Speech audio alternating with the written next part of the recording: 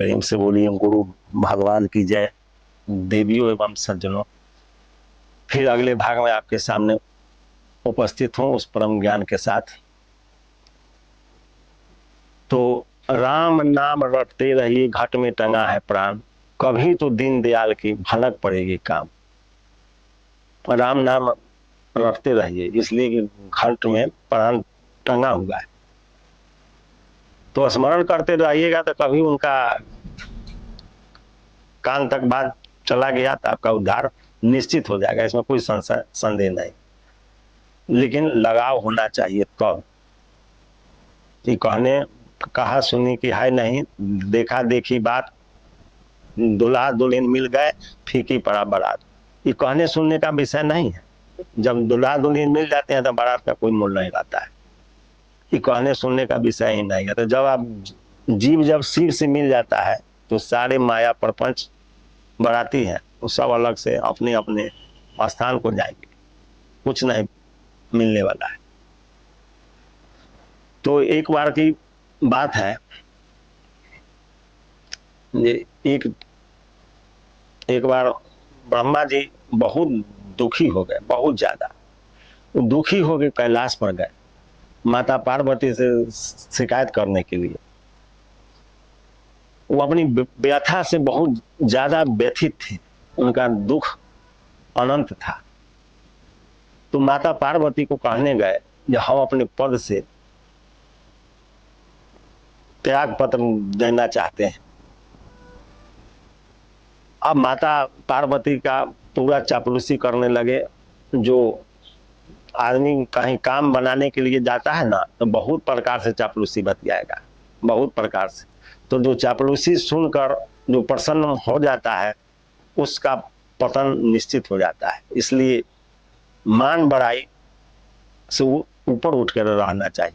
कोई गाली भी बक रहा है तो वो अपना बक रहा है, आप मान बड़ाई से ऊपर उठिए। इस संसार आप कुछ भी कर दीजिएगा तो जो आज जूता मार रहा है वही कल माला पे पहनाएगा। यह समाज में अनादिकाल से आ रहा है। समर्थ में न कछु दोष बसाए। जब आप सामर्थ्यवान हो जाइएगा उस ईश्वर के शक्ति से, तो जो जितने जूता मारने वाले, चुगली करने वाले जो भी है आपके, वो सब लोग कल माला लेकर आपके चरणों में वंदन करेंगे। यह संसार की रीत है, आज से नहीं, अनादिकाल से।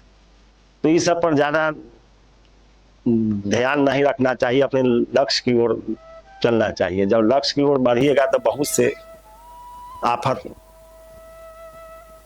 माया अनेक प्रकार के नाच नचाती है, बहुत से।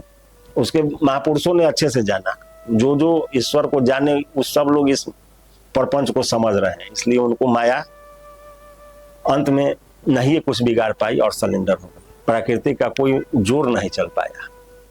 तो यही व्यथा लेकर ब्रह्मा जी गए माता पार्वती के पास और अपना पार्वती जी के पूरा बड़ाई करने लगे। जी आप तो सबका दुख सुनते हैं, सबका दुख हरते हैं, आप तो जगत जननी है, तो मेरा भी दुख सुनिए, हम अपने पद से त्याग पत्र देना चाहते हैं। तो माता पार्वती पूछी थी इसका क्या कारण है, त्याग पत्र करने का क्या दिक्कत हुआ। तो कहा हम महादेव जी से परेशान है। तो कहा महादेव जी से क्यों परेशान है आप, क्या महादेव जी ऐसा कौन गलती कर दिए थे आप परेशान हो गए। तो कहे क्या कहे माता, हम जिसके नसीब में कुछ नहीं लिखते हैं, जिसको फुटपाथ पर सोना है, जिसको वस्त्र विहीन रहना है, भोजन विहीन रहना है, किसी तरह अपना जीवन यापन करने वाला, उसको हम उसके नसीब में दरिद्रता लिखते हैं और सब शिव जी के पास चला जाता है। शिव जी सबको हमारे लिखा हुआ का उल्टा कर देते हैं। तो वो एक एग्जाम्पल बताया दे, घर में भी यदि खाना बनता है तो यदि कोई अतिथि आने वाले रहते हैं तो खाना बनाने वाला को कह दिया जाता है या इतने आदमी आएंगे उसका खाना बनाने के लिए, तभी तो समय पर उसका खाना मिल पाएगा। आई तो कुछ पूछते नहीं है, जब मन है तो जिसको मन हुआ उसको उचित प्रदान कर देते हैं। इससे क्या होता है, हमारा सारा बजट खराब हो जाता है, हमारा स्थिति बहुत खराब है। जिसको मिलना चाहिए उसको नहीं मिल पाता है, और ये अब जिसको नहीं मिलना चाहिए उसको अभी वरदान देते हैं तो हमको देना मजबूरी है। इससे हम बहुत व्यथित। तो अब ब्रह्मा जी की बात माता बहुत ध्यान से सुन रहे थे। अब एक चोर की कहानी बताया जाए। एक चोर था, शिवरात्रि के दिन वह रोज चोरी करता था, लेकिन उस दिन शिवरात्रि था इसलिए चारों तरफ मंदिर में भीड़ था और उस मंदिर में ही चोरी करता था, किसी के घर में नहीं। तो कभी राम जानकी के मंदिर में चला जाता था, कभी कृष्ण भगवान के मंदिर में, कभी दुर्गा जी के मंदिर में। वहां सोना का मुकुट, मुरली, तीर धनुष, मूर्ति सब मिल जाता था, तो उसको अच्छा खासा अपना काम चल जाता था। अब एक दिन शिवरात्रि का दिन था, उस दिन चारों तरफ मंदिर में उत्सव हो रहे थे, उसमें उसको मौका ही नहीं मिल रहा था जब कहाँ चोरी करे। आज तो ऐसा ही रात बीत जाएगा, आज तो सारे रात सब मंदिर में लोग जागरण कर रहे हैं। तो चोर जो था चलते चलते एक शिव जी के मंदिर के पास गया, तो वहां ठहरा। तो उस मंदिर सुनसान जगह पर था, इसलिए वहां कोई भीड़ भड़का नहीं था, एकदम शांत था। तो उस मंदिर पर गया तो चोर सोचा जी तो अपने दलित रहे, इनको है क्या, वो पत्थर उठाइए कि हम क्या कर लेंगे, इनके मंदिर में तो कुछ रहता नहीं है, 4 गो खम्मा है पत्थर। चोर को बहुत चिंता हुआ, तो सोचा जे आज तो बोहनी भी नहीं हो सकता है आज के दिन। तो महादेव जी के मंदिर में गया तो ऊपर ताका था, एक घंटा ऊपर से लटका हुआ था। तो सोचा चलिए कम से कम 1 घंटा तो है, कम से कम कुछ तो होगा। तो वह चोर जो है अब घंटा चूम नहीं रहा था, तो वह शिवलिंग पर चढ़ गया। शिवलिंग पर चढ़ के घंटा को खोलना चाहा। जो ही उस शिवलिंग पर चढ़ा कि उस मंदिर से आकाशवाणी होगा जो तुम वरदान मांग लो, वरदान मांग लो। तो चोर सोचा जी सुनसान जगह है, हमको वरदान मांगने के लिए कौन प्रेरित कर रहा है, आखिर बोल कौन रहा है। तो चोर कहा कि भाई आप कौन बोल रहे हैं, जो बोल रहे हैं वो सामने आइए, हमको तो आप दिखाई नहीं पड़ रहे हैं, आप कौन है तो हम वरदान जैसे किससे मांगे। तब महादेव जी उसके सामने प्रकट हो गए। महादेव जी कहे कि तुमको जो इच्छा है वरदान मांग लो। तो वो कहा जो हम तो चोरी कर रहे थे, आप हमको वरदान दे रहे हैं, हम तो न पूजा कर रहे थे आपका, न ध्यान कर रहे थे, न स्तुति कर रहे थे, हम तो चोरी कर रहे थे। हम तो आपके शिवलिंग पर अपने चढ़ के और ऊपर से घंटा खोल रहे थे, हम तो चोरी कर रहे थे और आप हमको वरदान दे रहे हैं। तो चोर बड़ा असमंजस में पड़ गया। तो भगवान भोलेनाथ कहे कि देखो आज शिवरात्रि का दिन है, सब लोग तरह तरह से आज हमारा श्रृंगार, पूजा, बेलपत्र, सब कुछ, भांग धतूर, जिसको जो श्रद्धा होगा सब चढ़ाया, दूध से, जल से, तरह तरह के औषधियों से हमारा अभिषेक कर दिया, सब कुछ कर दिया।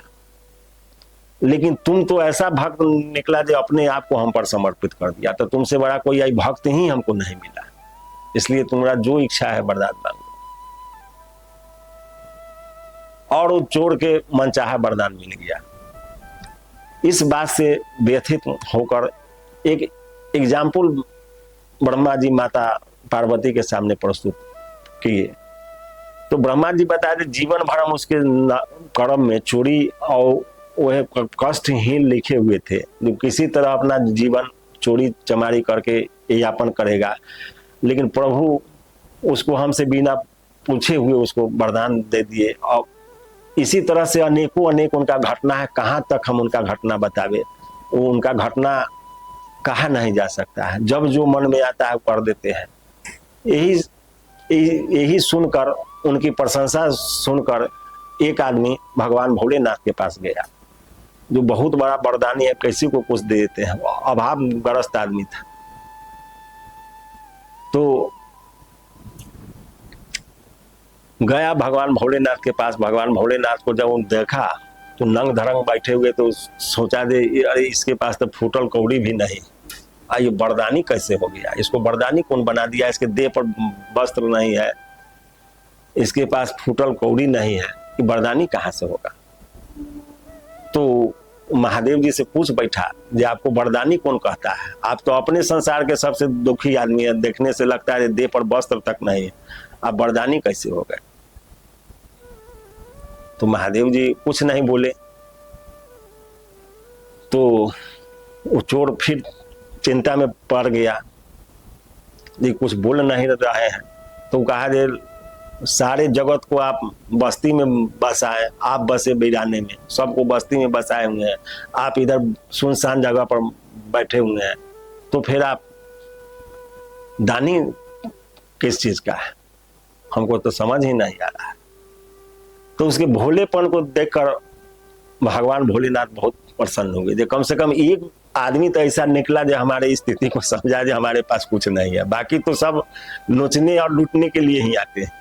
तो यह सज्जन भक्त है, इसलिए इसको जितना चाहिए वो से ज्यादा उसको अपना मन से प्रदान कर दिए।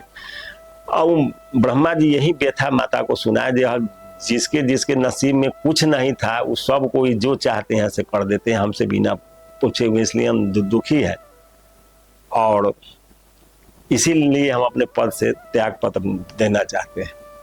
तब माता उनकी बात को सुनकर बहुत हंसी और कही तो वरदानी है, तो उनका अपना इच्छा है, महिमा है, जिसको जो हुआ वरदान दे दिया, जिसको जो मन में आया कर दिए, तो इसमें हम क्या कर सकते हैं? तुम पद छोड़ के जाएगा भी तो कहाँ जाएगा?